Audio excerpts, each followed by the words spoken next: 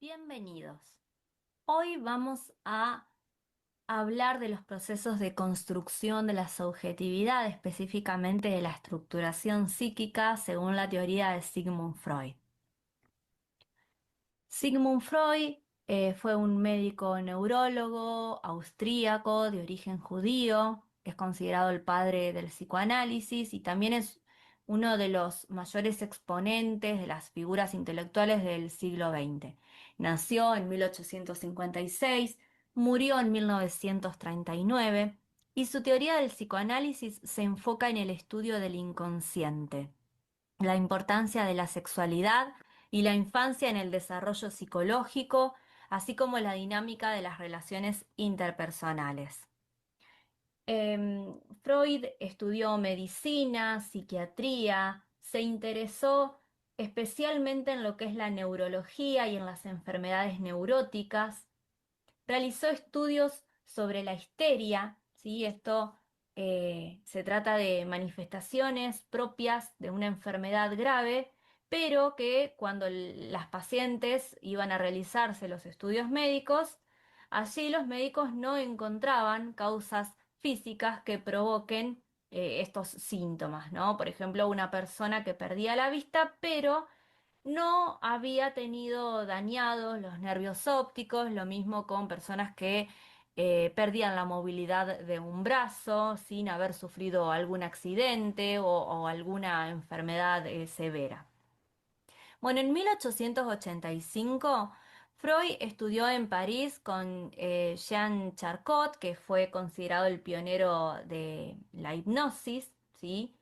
Estos eran los métodos que se utilizaban para tratar la histeria y lo que hacía Charcot era llevar a un estado hipnótico a sus pacientes y allí las histéricas dejaban de manifestar sus síntomas, pero al salir de este estado de hipnosis, sus síntomas volvían. Entonces, Freud se interesó en averiguar cuál era la causa de estos síntomas. Y es ahí que comenzó a plantearse de que había una parte inconsciente en la mente que molestaba a los pacientes cuando se encontraban en un estado consciente. Entonces, al regresar a Viena, ¿sí? Trabajó con Joseph Brewer, allí publicaron este libro, estudios sobre la histeria, y concluyeron en que los síntomas histéricos venían de algún trauma que era olvidado por el paciente, ya que con la hipnosis lo recordaban. Y este recuerdo ejercía como de catarsis cuando lo conocía en estado consciente. Y esto provocaba que los síntomas disminuyeran. Sin embargo, Freud después abandonó la hipnosis porque veía que los pacientes no tenían una cura duradera, sino que terminaban manifestando otros síntomas o terminaban al cabo de un tiempo regresando a los tratamientos médicos. Pero él seguía convencido de que había una raíz inconsciente en todo esto. Entonces busca una técnica alternativa a la hipnosis para poder acceder a esta parte inconsciente de la mente, a esta parte oculta, a través de otra técnica terapéutica que va a ser el psicoanálisis. Este método psicoanalítico trataba de explorar, buscar en el inconsciente mediante técnicas como por ejemplo la asociación libre, ¿sí? La interpretación de los sueños, la interpretación de los actos fallidos, de los lapsus. Por ejemplo, a través de la interpretación libre, el paciente decía en voz alta todo aquello que se le venía a la mente sin ningún tipo de censura, aunque pareciera como que lo que decía no tenía ningún tipo de sentido o le resultaba un poco incómodo. Después también a través de actos fallidos interpretaba errores aparentemente casuales que cometían los pacientes al hablar, al escribir, al recordar, como por ejemplo cambiar un nombre por otro, olvidar alguna cita o nombre de alguien, ¿no? Bueno, tiene que ver mucho con la acción. A diferencia de los lapsus, que también son errores aparentemente casuales, pero que se cometen específicamente en lo que es el lenguaje. Estos errores obviamente son de manera involuntaria, ¿no? Pero bueno, en el caso del lapsus se manifiesta más que nada en las palabras, no en las acciones como los actos fallidos. Por ejemplo, cuando un niño le dice mamá a la maestra, ¿no? Bueno, eso sería un lapsus. Aclaro esto porque a veces puede haber confusión entre lo que son los actos fallidos o los lapsus. Bueno, ambos igual derivan de estas acciones inconscientes.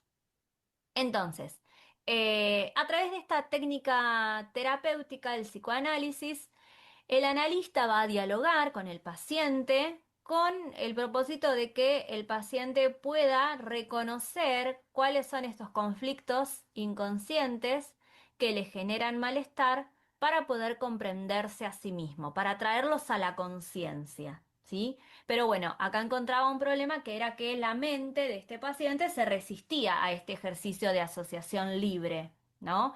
Porque bueno, acá viene otro concepto importante. Estaban condicionados por la represión, ¿sí? La represión es todo aquello que la mente guarda porque le hace daño. Entonces la mente prefiere ocultarlo, reprimirlo, pero de todos modos termina saliendo a la luz por otras vías, por otros caminos, mediante estos síntomas histéricos, ¿no? Entonces, la represión lo que va a hacer es convertir estos impulsos de la mente en patógenos, perdón, y esta va a ser la causa de esta enfermedad, de la histeria. Ahora bien, para Freud, las experiencias durante la primera infancia pueden condicionar la personalidad adulta. Y va a decir que el desarrollo socioafectivo se puede sintetizar en tres apartados que van a ser la vinculación afectiva madre-hijo, el desarrollo psicosexual y el desarrollo social y moral. Freud lo que va a hacer es, a través de esta teoría psicoanalítica es desarrollar dos tópicas. En la primera tópica, en el primer estudio que él plantea, lo que va a hacer es hablar de cómo la mente está estructurada, cómo está organizada. Va a decir que la mente tiene diferentes niveles, pero no es una teoría biologicista, que es en parte algo que le criticaba el positivismo a el psicoanálisis, ¿no? Porque Freud no va a plantear partes de la mente de un modo biologicista, sino que va a hablar de niveles de la mente, ¿no? Bueno, en esta primera tópica nos referimos, perdón, a la estructura de la mente y cómo está organizada. También se le conoce como la teoría topográfica. Según esta teoría, la mente se divide en tres partes: el consciente, el preconsciente y el inconsciente, que es lo que vemos acá. Tres niveles diferentes, como si fueran niveles sobre el mar. Entonces, a ver. El consciente es todo aquello que una persona es capaz de percibir en un momento determinado. Es decir, la información que está presente en la mente en un momento dado y que se encuentra para su procesamiento y análisis. Por ejemplo, yo puedo decir en este momento tengo hambre, me siento contenta, estoy enojada, ¿no? Bueno, lo puedo percibir en este momento. Es información que está presente en este momento en mi mente, si está disponible para que yo pueda procesar, analizar, bueno, ¿por qué estoy enojada? ¿Por qué tengo hambre? Bueno, tiene que ver con situaciones placenteras o displacenteras que también me permiten tomar decisiones en este momento. Va a influir, por supuesto, la memoria. Es interesante destacar que hasta el momento la psicología clásica solamente consideraba los fenómenos que estaban en esta parte consciente, ¿sí? Y ahora por eso tan revolucionaria viene a ser esta teoría de Freud, porque Freud viene a hablar de todo lo que está en la mente, específicamente en el inconsciente, aquello que no se puede ver, ¿sí? Bien, continuamos entonces.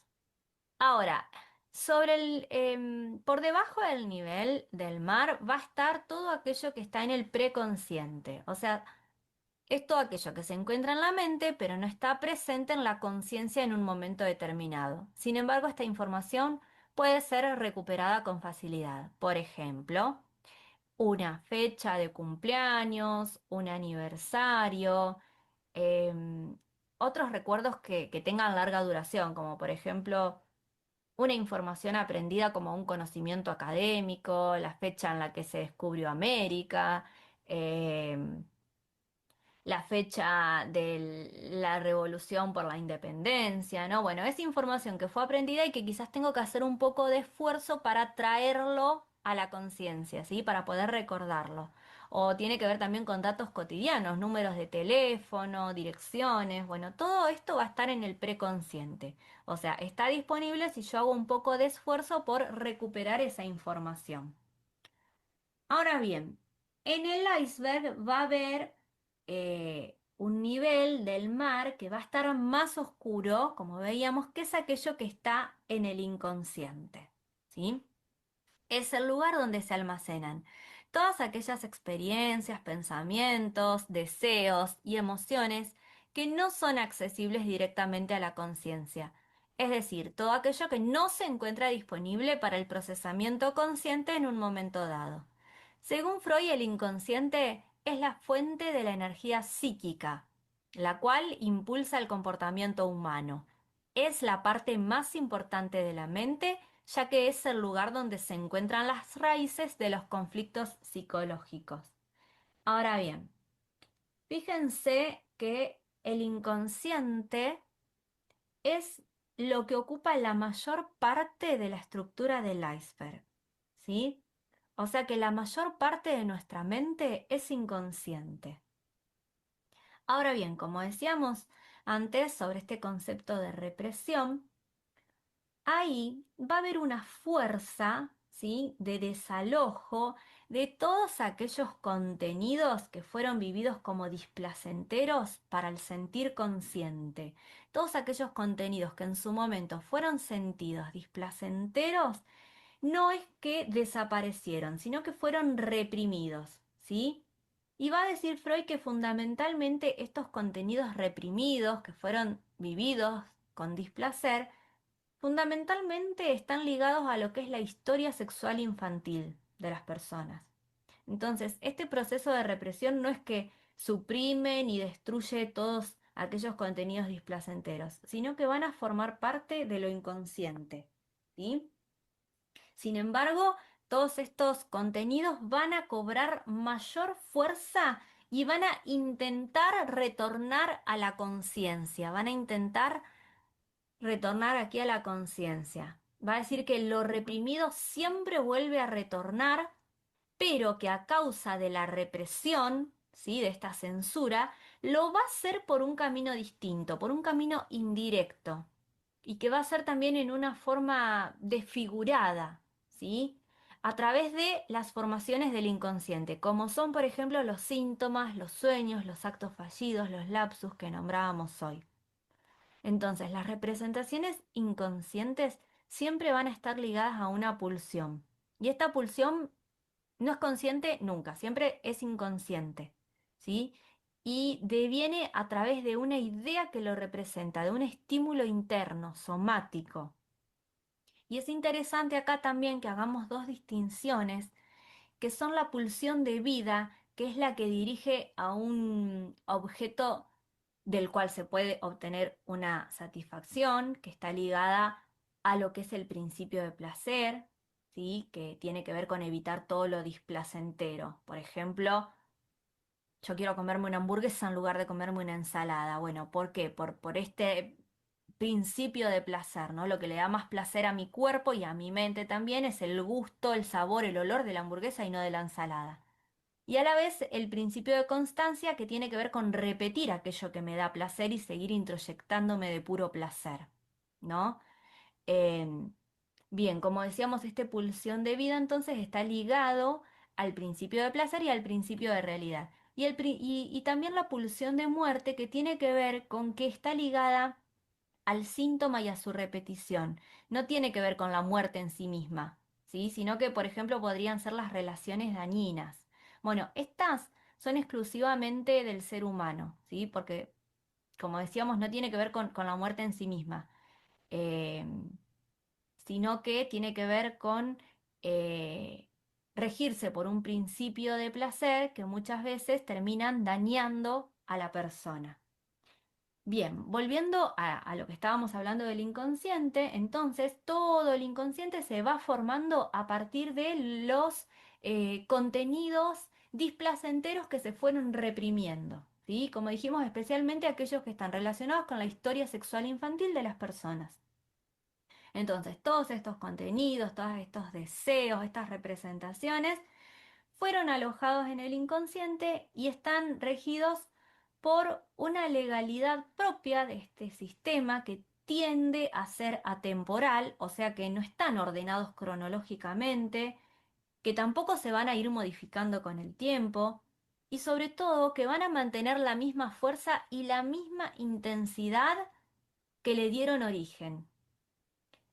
También están determinados por el proceso primario, o sea que el inconsciente va a poder desplazar los valores que las representaciones tienen y van a poder condensarse en una nueva representación. Y van a regirse por el principio de placer, o sea, como dijimos, su finalidad es evitar todo lo displacentero, dar lugar al placer, ¿no? Entonces, de esta manera se impone el deseo originado por la descarga pulsional y la pulsión va a buscar ahí su descarga por el camino más corto. Entonces, a través de esta tópica donde Freud va a hablar de estos tres niveles, consciente, preconsciente e inconsciente, Freud va a romper a través del psicoanálisis con los postulados de la psicología clásica, que solo consideraba los aspectos conscientes, ¿sí? Igual no es que por esto va a dejar de considerar la importancia de la conciencia en el funcionamiento psíquico, ¿no? Pero Freud va a darle una mayor importancia al inconsciente, ¿sí? Y va a decir que la finalidad es hacer consciente todo aquello que está inconsciente. Bien, respecto a la segunda tópica, Freud va a hablar de que la mente es dinámica y se divide en tres partes, ello, yo y superyo. Hasta 1920, Freud lo que veía era de que ya no se podía explicar la búsqueda de satisfacción por parte del sujeto solamente hablando de que estaba regido por una pulsión, ¿no?